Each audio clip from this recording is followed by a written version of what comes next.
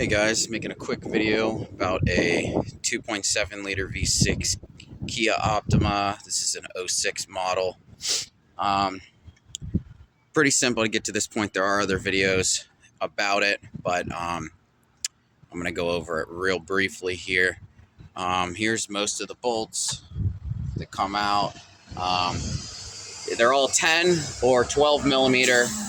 So far, I don't think I've had anything other than that. You've got these two on here. They're going to be 10s. You got 12, 12, 12, 12, 12, 12, and 12, as well as two 12s in the back here. One on this bracket here and one on this here. They both secure to the back of the intake. They're the worst ones to get out. That one there, I recommend you loosely tighten that down before you reassemble it. I've already changed the spark plugs on here. So the coil packs and spark plugs are right here and right here. So I am going to be changing out the coil packs as well as the fuel injectors. The fuel injector rail, you've got a 12 here, a 12 here, same thing on that side and that side, and then a 10 millimeter right under there, that little hole right there. That one is holding down the fuel rail. So once you get to that point, you can pull everything. I'm probably going to wait till I get the injectors out to pull the sensor connectors because they are pretty tight in there. I think the grab point is underneath of there. So I might show you one more time whenever we get that back together. But that's pretty much the basics there. So we got all the fuel injectors out. There is a retaining clip that goes on the line end of things. It snaps on right here on the top of each one of those. So you're going to need to take that off too. I was able to get the injectors partially out, and then I pulled the clips. I used that tool to remove them, and I put my magnet in there so I didn't lose anything in the engine. Although there's not too many places they can fall down to, you definitely don't want them popping into the intake or anything like that.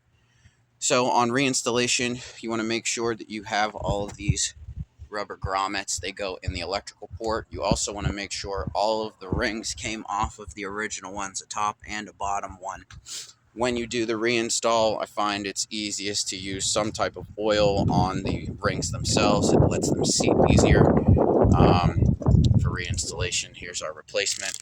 Make sure you get the correct replacement. There are different ones of these depending on if you're 4-cylinder or 6-cylinder. There's also different ones based on the VIN number. I think these ones are a little more expensive. I believe they're for VIN number 8. I think it's the 12th digit over or something like that. They have stuff online that describes it. I got these off of Parts Geek.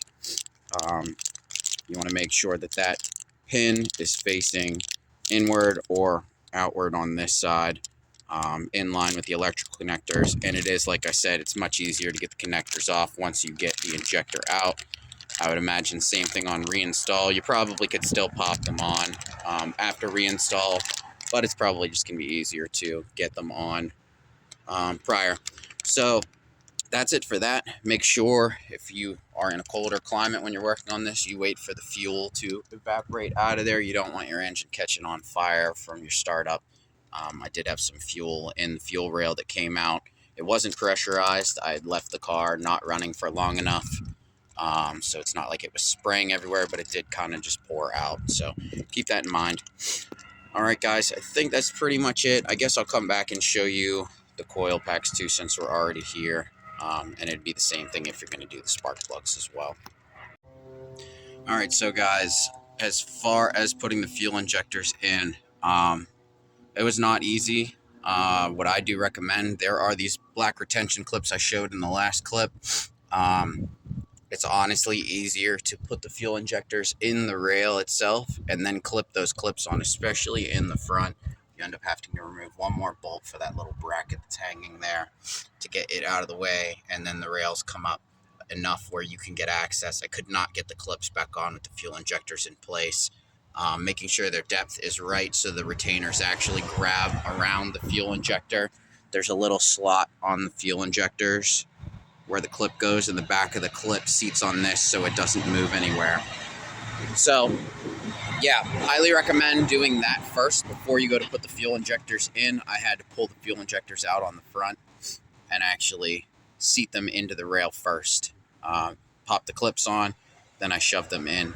I would also save your rubbers for the plugs, so you don't lose any of them, and then put them in at the end right before you put the connectors back on. You can put the connectors back on after you've installed them.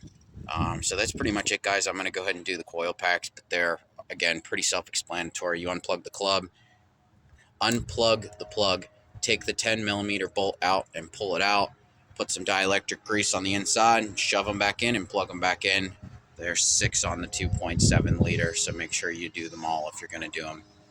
All right, guys, thanks for watching. I hope it was helpful.